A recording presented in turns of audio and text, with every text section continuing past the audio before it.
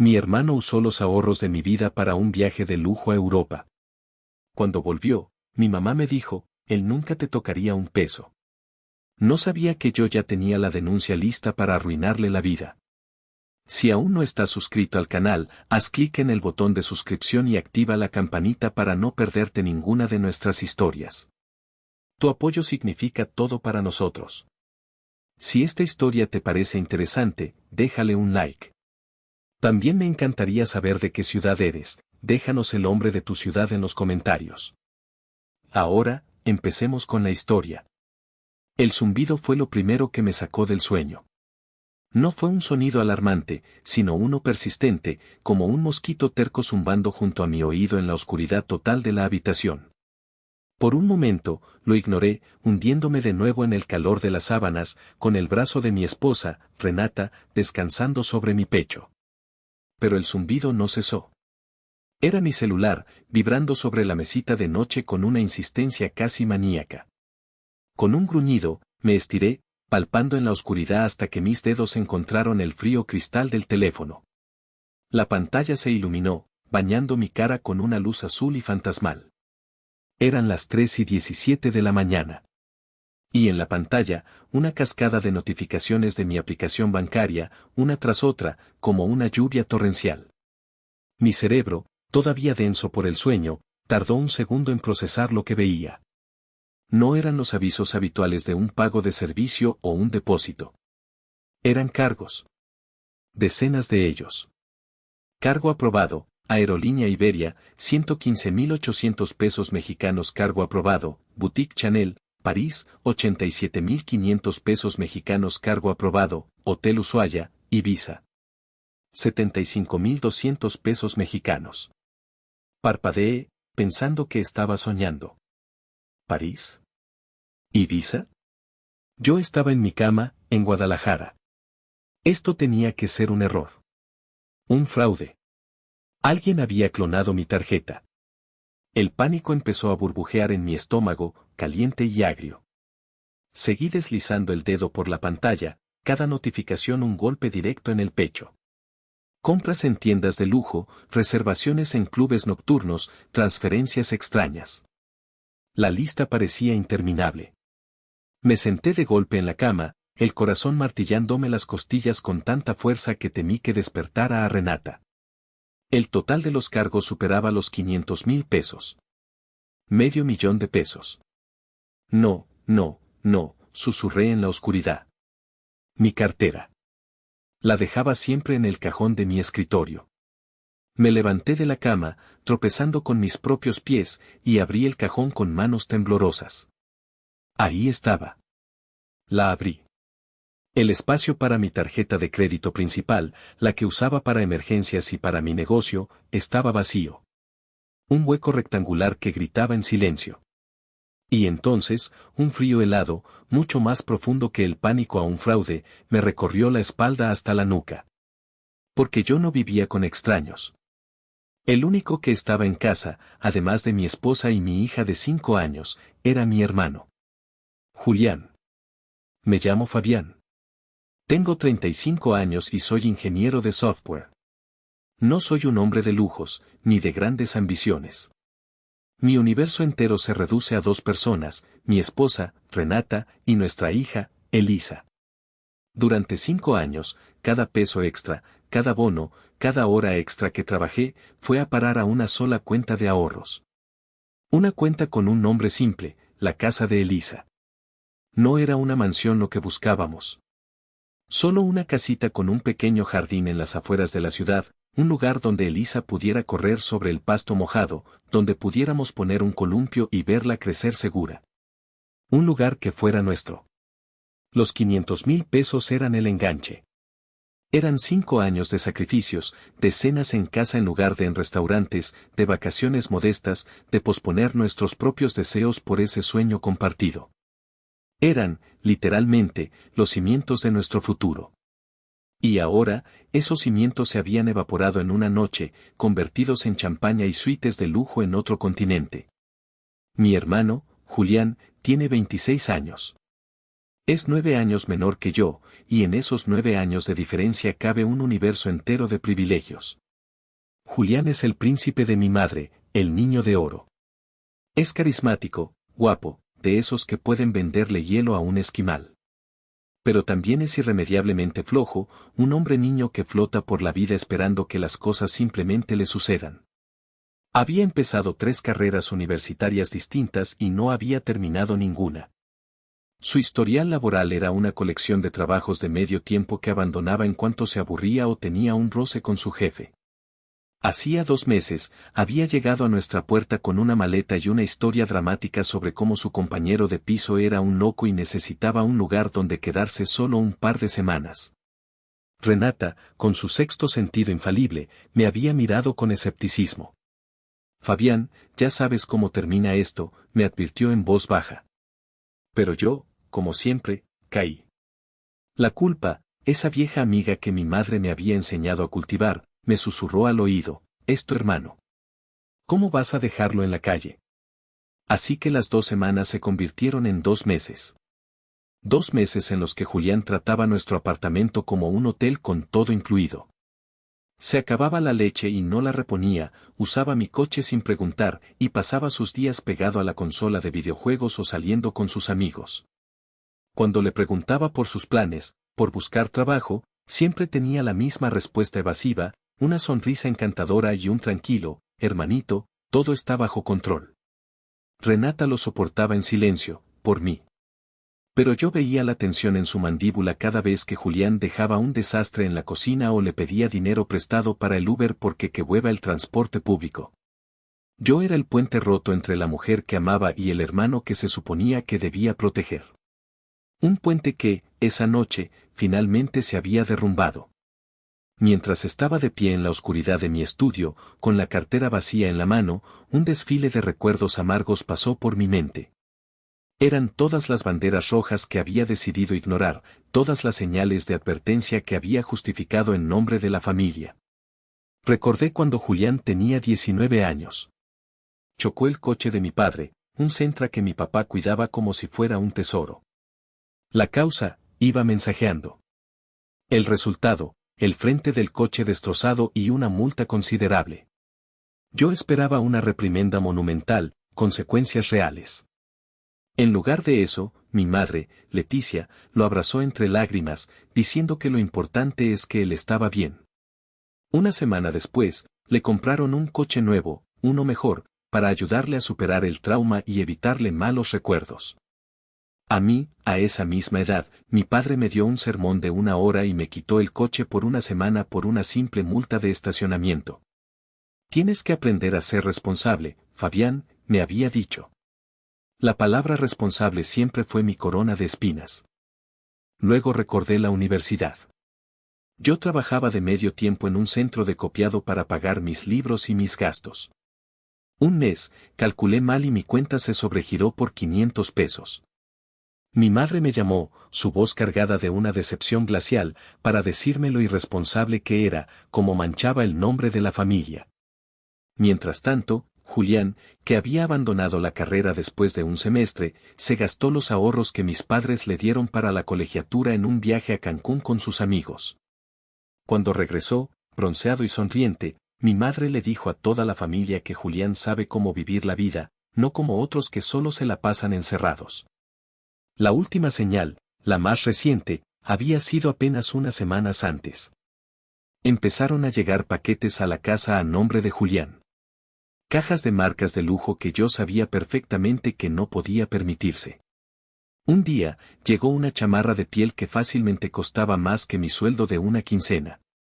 ¿Y esto, Julián? ¿De dónde sacas el dinero?, le pregunté, intentando no sonar como un padre regañón. Él se rió, esa risa despreocupada que tanto me irritaba. Tengo mis movidas, hermanito. No te preocupes por mí. Yo sabía lo que significaban esas movidas.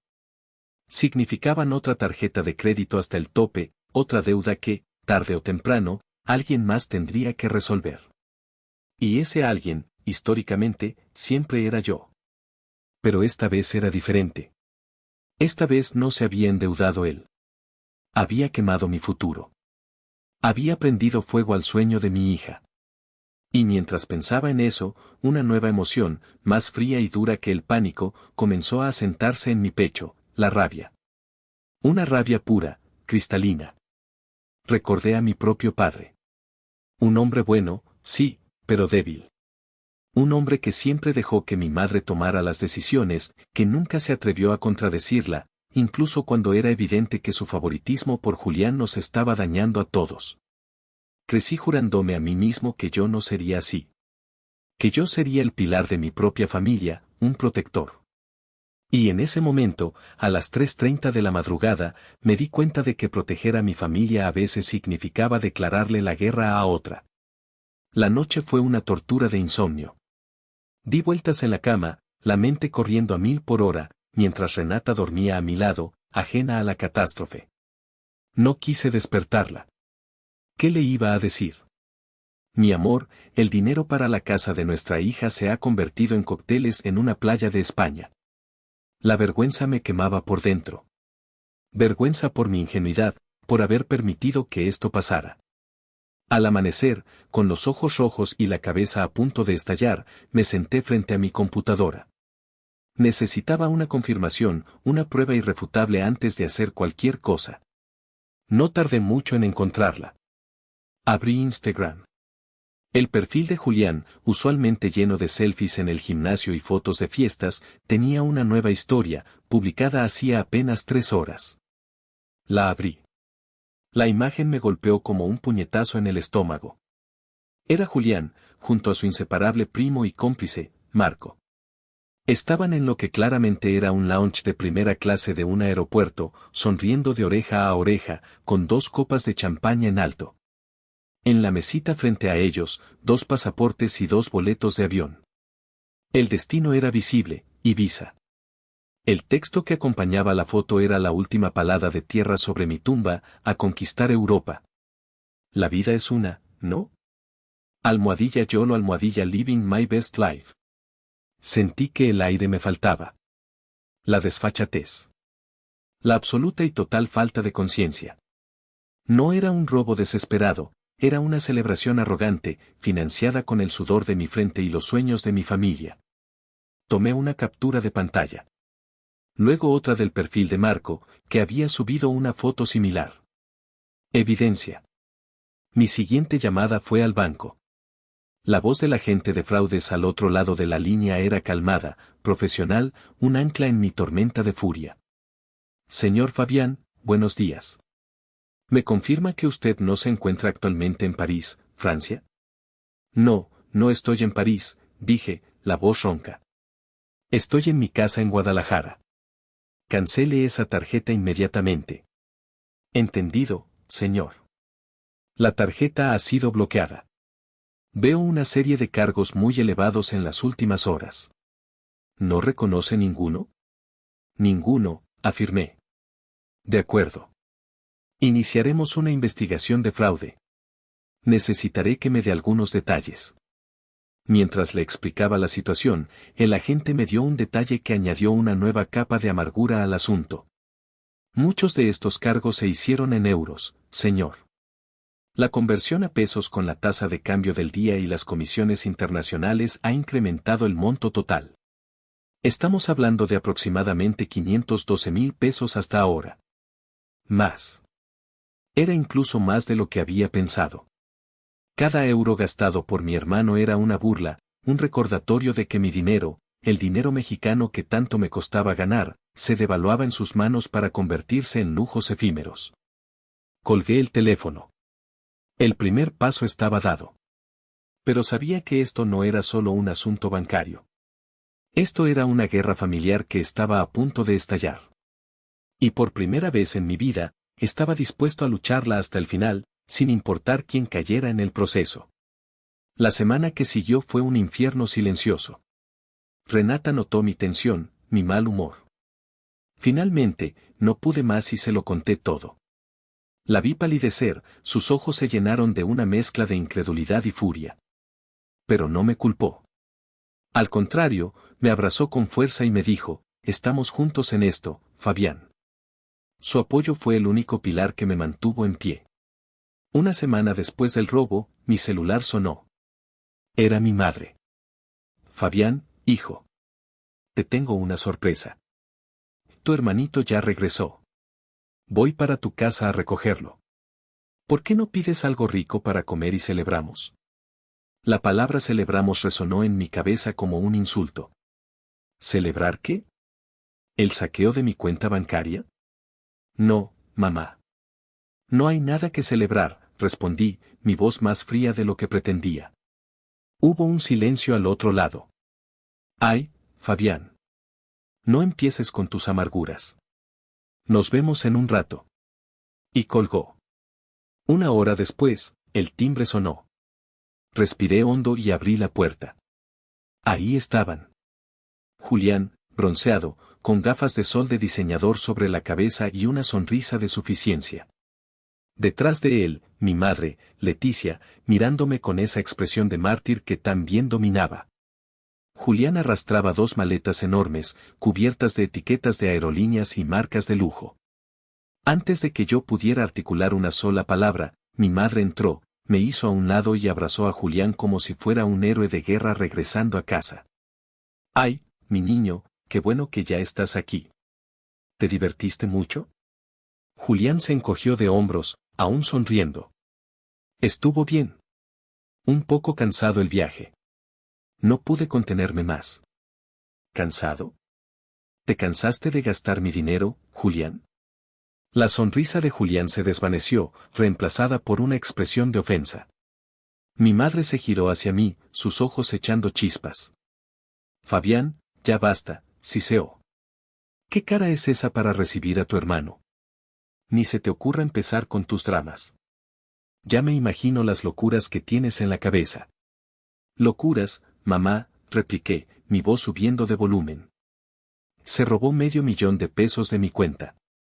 El dinero para la casa de Elisa. Julián soltó una risita nerviosa. Yo. Estás loco, güey. Yo no toqué tu dinero. A ver, ¿tienes pruebas o solo estás inventando cosas para atacarme, como siempre? Claro que tengo pruebas, grité, perdiendo el control. Tus fotos en Instagram, los registros del banco. Fue entonces cuando mi madre se interpuso entre nosotros, poniéndome una mano en el pecho como si yo fuera el agresor. Su voz se volvió un susurro venenoso, cargado de manipulación. Escúchame bien, Fabián. Tu hermano nunca te tocaría un peso. Eres un envidioso. Siempre lo has sido. No soportas que él sepa disfrutar la vida mientras tú solo vives para trabajar. ¿No te da vergüenza acusar así a tu propia sangre? Me quedé sin palabras. La lógica no funcionaba aquí. Era un muro de negación, de favoritismo ciego construido ladrillo a ladrillo durante 26 años. Él es tu hermano, continuó ella. El dinero va y viene, Fabián, pero la familia es para siempre. ¿Vas a tirar todo por la borda por un capricho? ¿Por qué eres tan egoísta? Esa fue la palabra que lo rompió todo. ¿Egoísta? Yo. El que había pagado sus deudas, el que le había dado un techo, el que había sacrificado sus propios deseos por el bienestar de su familia. Se acabó, mamá, dije, mi voz temblando de rabia. Esto se acabó. ¿Qué se acabó?, preguntó ella, desafiante. Tu teatro. ¿Y tu hijo? Quiero que recoja sus cosas y se largue de mi casa. Ahora mismo. La cara de mi madre se transformó en una máscara de furia. No te atreverías. No te atreverías a echar a tu propio hermano a la calle. Ponme a prueba, respondí, mirándola directamente a los ojos. La discusión que siguió fue brutal. Gritos, acusaciones, lágrimas de cocodrilo por parte de Julián y más manipulación por parte de mi madre. Finalmente, viendo que yo no cedería, mi madre tomó a Julián del brazo. Vámonos, mi amor. No tenemos que soportar esta humillación. Ya veremos quién tiene razón. Y se fueron, cerrando la puerta con un portazo que hizo vibrar las paredes.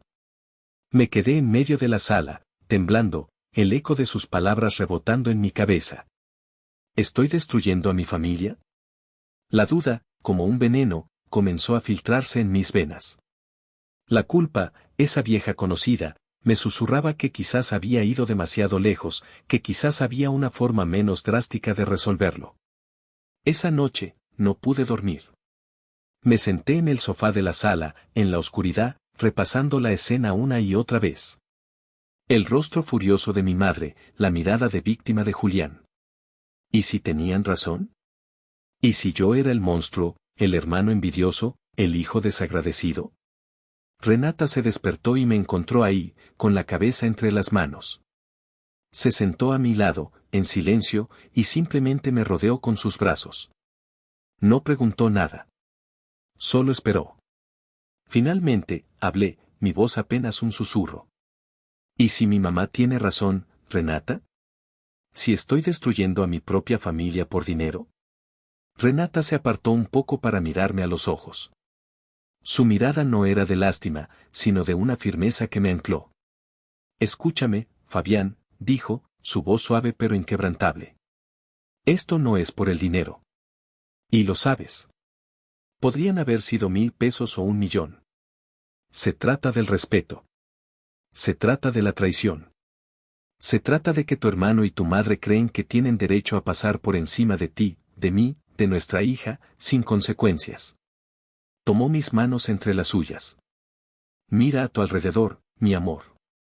Esta es tu familia. Elisa, tú y yo. Y esa familia merece ser protegida. Si dejas que te hagan esto ahora, nunca pararán. Te consumirán hasta que no quede nada de ti. Estoy contigo, Fabián. Hasta el final. Hagas lo que hagas, estoy contigo. Sus palabras fueron como un bálsamo, pero también como una inyección de acero líquido en mi columna vertebral. Tenía razón. Mi lealtad ya no podía estar dividida. Tenía que elegir.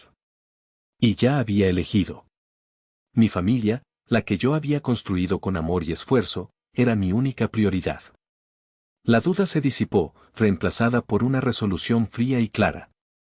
Ya no se trataba de recuperar el dinero. Se trataba de quemar el puente podrido que me unía a esa dinámica tóxica, para que nunca más pudieran cruzarlo y hacerme daño.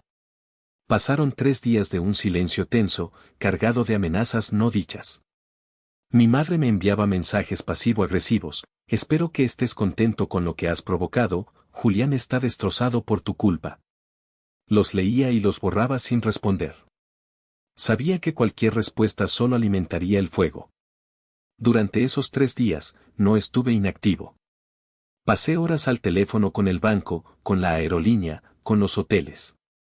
Recopilé correos electrónicos, estados de cuenta, confirmaciones de transacciones. La evidencia era abrumadora, un castillo de naipes digital que estaba a punto de derrumbarse sobre mi hermano. El jueves por la tarde, tomé una decisión. Era hora de terminar esto. Llamé a mi madre. Mamá, dije, mi voz cuidadosamente calibrada para sonar calmada, incluso un poco arrepentida. ¿Qué quieres, Fabián?, respondió ella, seca. Quiero que arreglemos las cosas. Odio estar así. ¿Por qué no vienen tú y Julián a cenar el sábado? Hago una carne asada. Hablamos con calma, como la familia que somos. Hubo una larga pausa. Podía oírla pensar, sopesar la oferta. La idea de una reconciliación donde ella pudiera dictar los términos era demasiado tentadora para resistirla. Está bien, dijo finalmente, con un tono de superioridad. Pero más te vale que hayas entrado en razón. Llegaremos a las 8. El sábado por la tarde, mientras preparaba el carbón en el asador, sentí un nudo en el estómago. Renata me observaba desde la puerta de la cocina. ¿Estás seguro de esto, Fabián?, preguntó. Asentí. Es la única manera. Tienen que verlo. Tienen que entender que no es mi palabra contra la suya. Es la realidad contra sus mentiras. A las 8 en punto, llegaron. Julián entró con la arrogancia de un conquistador, vistiendo una chamarra de piel negra que gritaba dinero nuevo. Sabía, por los registros del banco, que esa chamarra había costado más de 1.500 euros y había sido comprada en una boutique exclusiva en los Campos Elíseos. Mi madre entró detrás de él, con una sonrisa tensa, lista para presidir el tribunal de mi rendición. La cena fue una obra de teatro surrealista. Hablamos del clima, del trabajo, de trivialidades. Mi madre no paraba de alabar a Julián, de lo maduro que se veía después de su viaje, de lo importante que es ver mundo. Julián contaba anécdotas de Ibiza, de las fiestas, de la gente famosa que supuestamente había conocido. Cada palabra era una daga que se clavaba más hondo en mi paciencia. Yo apenas comí. Los observaba, estudiaba sus caras, sus gestos. La confianza ciega de mi madre, la arrogancia descuidada de mi hermano. No tenían ni la más remota idea de lo que estaba a punto de suceder. Estaban tan acostumbrados a ganar, a que yo cediera, que la posibilidad de una derrota ni siquiera existía en su universo. Cuando terminamos de cenar, los invité a pasar a la sala. Hay algo que quiero mostrarles, dije, mi voz peligrosamente tranquila. La sala estaba en penumbra, solo iluminada por la enorme pantalla de la televisión, que de momento estaba en negro. Mi madre y Julián se sentaron en el sofá grande, expectantes, como si esperaran un video familiar o fotos de Elisa. Renata se quedó de pie junto a la ventana, con los brazos cruzados, una guardiana silenciosa. Yo me senté en el sillón individual, con mi laptop sobre las rodillas. El cable HDMI ya estaba conectado. Respiré hondo. El corazón me latía con fuerza, pero mis manos estaban firmes. Como les dije, quiero que arreglemos esto, comencé, mirándolos fijamente. Y para arreglarlo, primero tenemos que estar de acuerdo en los hechos. La cara de mi madre se endureció. Fabián, si vas a empezar otra vez con tus acusaciones. No son acusaciones, mamá, la interrumpí suavemente. Son pruebas. Con un clic del mouse, la pantalla cobró vida. La primera imagen que apareció fue la captura de pantalla de la historia de Instagram de Julián. Él y Marco, brindando en el aeropuerto. La fecha y la hora eran claramente visibles en la esquina superior. Julián se removió incómodo en el sofá. Eso no prueba nada. Pude haber pagado con mi propio dinero. Ah, sí, pregunté. Interesante teoría. Clic. La siguiente diapositiva. Un estado de cuenta bancario, con la transacción de los boletos de avión de Iberia resaltada en amarillo. El cargo, 115.800 pesos. El nombre del titular de la tarjeta, Fabián Herrera. La fecha y la hora coincidían perfectamente con la publicación de Instagram. El color desapareció del rostro de Julián. Mi madre abrió la boca para decir algo, pero no le salieron las palabras. Clic. Una nueva imagen. Una captura de video de una cámara de seguridad. La calidad no era perfecta, pero era innegable. Era Julián, en el mostrador de una boutique de lujo en París. Estaba entregando una tarjeta de crédito al cajero. Y llevaba puesta la misma chamarra de piel que traía en ese momento. Esa es la boutique Chanel en la Avenue Montaigne, dije, mi voz monótona, casi robótica. El sistema de seguridad es excelente. Fueron muy amables al enviarme el video cuando les expliqué que estaba investigando un fraude. Mi mano que controlaba el mouse temblaba ligeramente, un pequeño traidor en mi fachada de calma. Cada clic era un golpe de martillo sobre los clavos del ataúd de la relación que una vez tuvimos. Clic. Un mapa de Europa apareció en la pantalla. Pequeños puntos rojos marcaban cada lugar donde se había usado la tarjeta. París. Ibiza. Madrid. Hice zoom en un punto en Ibiza. Apareció una ventana con los detalles, cargo de 15,000 pesos mexicanos en el club nocturno Pacha. 2:45 de la mañana. ¿Te divertiste esa noche, Julián? Debió ser una gran fiesta. La pagué yo. Julián se hundió en el sofá, su cara era una máscara de pánico. Mi madre me miraba, sus ojos desorbitados, alternando entre la pantalla y yo, como si no pudiera reconciliar al hijo que creía conocer con el hombre que estaba ejecutando esta fría y metódica demolición. Me pediste que dejara de fingir, mamá, dije, mi voz finalmente quebrándose un poco. Bueno, se acabó el teatro. Esta es la verdad. Tu hijo, tu príncipe, es un ladrón. El silencio que siguió fue denso, pesado, roto solo por la respiración agitada de mi madre. Fue ella la primera en reaccionar, no con remordimiento, sino con furia. ¿Cómo te atreves?, gritó, poniéndose de pie. Hacerle esto a tu propio hermano. Humillarlo así. Eres un monstruo, Fabián. Julián, viendo una posible vía de escape en el contraataque de mi madre, intentó seguirla. Sí, ¿qué te pasa? Solo fue dinero. Te lo iba a pagar.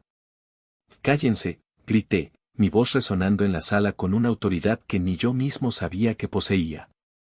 Ambos se quedaron helados. Me levanté lentamente, mi calma regresando, ahora más fría y afilada que antes.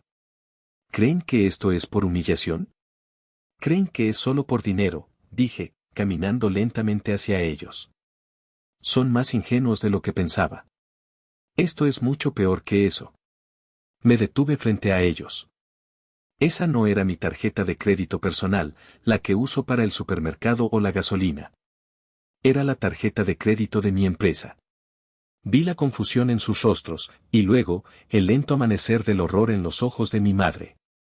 Soy consultor de TI independiente, continué, explicando cada palabra como si fueran niños pequeños. Tengo una pequeña empresa registrada. Esa tarjeta está a nombre de la empresa. Se usa exclusivamente para gastos de negocio, software, equipo, viajes a clientes. Lo que Julián hizo no fue tomar prestado dinero de su hermano. Fue cometer fraude contra una entidad comercial. Y eso, queridos mamá y Julián, no es un simple problema familiar. Es un delito federal. El color abandonó por completo el rostro de mi madre. Julián parecía que iba a vomitar. Caminé hacia la mesa de centro y recogí un sobre grande de Manila que había dejado allí. Lo arrojé sobre la mesa frente a ellos. El sonido fue como un disparo en el silencio. Ábranlo, ordené. Con manos temblorosas, mi madre abrió el sobre. Sacó los papeles. Era una copia de la denuncia oficial que había presentado ante la policía esa misma semana. El documento detallaba cada cargo, cada prueba. Y al final, estaba el nombre y número de teléfono del detective a cargo de la División de Delitos Financieros. El detective está esperando su llamada, dije. O la de su abogado. La investigación ya está en curso. Tienen dos opciones, o Julián enfrenta un proceso penal, lo que significa un historial criminal que lo arruinará de por vida, o coopera plenamente. Me giré hacia mi hermano, que ahora sollozaba en silencio. Y ahora, el ultimátum. Julián, tienes 10 minutos para recoger tus cosas y largarte de mi casa. No quiero volver a verte aquí. Nunca. Luego, me giré hacia mi madre. Su rostro era una mezcla de odio y desesperación. ¿Y tú, mamá? No eres bienvenida en esta casa. No quiero que llames, no quiero que me busques, hasta el día en que puedas mirarme a los ojos, admitir lo que tu hijo hizo, y pedirme perdón por tu ceguera y por haberme traicionado. Julián salió de mi casa esa noche como un fantasma, sin mirarme, con mi madre siguiéndolo de cerca, lanzándome una mirada que prometía un infierno. La puerta se cerró y, por primera vez en meses, sentí que podía respirar en mi propia casa. La réplica del terremoto no tardó en llegar. Durante las siguientes 48 horas, mi celular fue bombardeado. Mensajes de mi madre, alternando entre súplicas y maldiciones. Has destruido a esta familia, tu hermano no para de llorar, estás contento, te vas a arrepentir de esto toda tu vida. Leí los primeros y luego silencié su número. Luego vinieron las llamadas de la familia extendida. Mi tía Pilar, la hermana de mi madre, me llamó para sermonearme sobre el perdón y la unidad familiar. La ropa sucia se lava en casa, Fabián, me dijo con su tono santurrón. ¿Se lava en casa cuando es una mancha, tía?, le respondí. Cuando es un incendio, llamas a los bomberos. Yo llamé a los bomberos. Y le colgué. Me sentía solo, un paria en mi propio clan. Empecé a dudar de nuevo, el peso de la condena familiar aplastándome. Pero entonces, el martes por la noche, recibí una llamada inesperada. Era mi tío Héctor, el hermano menor de mi padre, un hombre callado y sabio al que siempre había respetado. Fabián, dijo, su voz grave y tranquila. Tu tía me contó lo que pasó. Solo te llamo para decirte una cosa, estoy orgulloso de ti. Me quedé en shock. Tío, yo. No digas nada, me interrumpió. Llevamos años viendo cómo tu madre y tu hermano te exprimían. Alguien tenía que poner un alto. Requiere mucho valor hacer lo correcto cuando es lo más difícil. Hiciste lo correcto, muchacho. A veces hay que amputar una parte para salvar el cuerpo. No dejes que te hagan sentir culpable por proteger a tu familia. Cuando colgué, estaba llorando. No de tristeza, sino de alivio. No estaba loco. No era un monstruo. Alguien más lo veía. Esa llamada fue un ancla, un faro en la tormenta. Me dio la fuerza para soportar lo que viniera después. Una semana después, el abogado de Julián me contactó. La realidad legal había golpeado a mi hermano con la fuerza de un tren de carga. El detective le había presentado la evidencia, y no había defensa posible. El acuerdo fue claro. Para evitar el proceso penal, Julián tenía que firmar una admisión de culpabilidad y comprometerse a un plan de pagos estricto para devolver cada centavo, incluyendo los intereses y las comisiones por cambio de divisa. Tenía 6 meses para liquidar la deuda total de más de $500,000. Si se retrasaba en un solo pago, la denuncia se reactivaría. El primer efecto fue inmediato, Julián tuvo que vender su coche, el mismo que mi madre le había regalado. El dinero apenas cubrió una fracción de la deuda. Luego, por primera vez en su vida, tuvo que buscar un trabajo de verdad. Consiguió un puesto en el almacén de una tienda departamental, trabajando en el turno de noche, cargando cajas.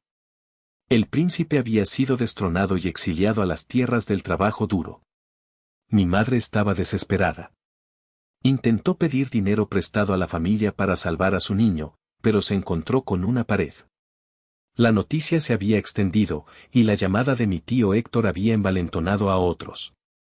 Nadie estaba dispuesto a financiar el rescate de Julián. Por primera vez, mi madre no pudo solucionar los problemas de su hijo con dinero o influencia. Tuvo que sentarse y ver cómo él enfrentaba las consecuencias de sus actos. Yo no sentía alegría al saber de sus dificultades. No había satisfacción en su caída. Solo una sombría sensación de justicia inevitable. Era como ver a un edificio con malos cimientos derrumbarse bajo su propio peso. Era trágico, pero necesario. Los pagos comenzaron a llegar puntualmente cada quincena. Eran transferencias electrónicas, frías e impersonales.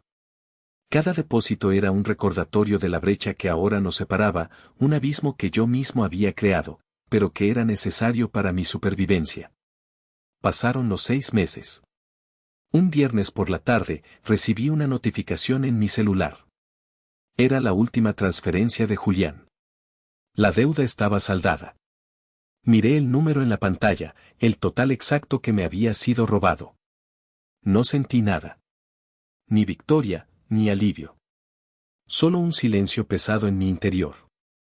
La relación con mi madre y mi hermano nunca se recuperó.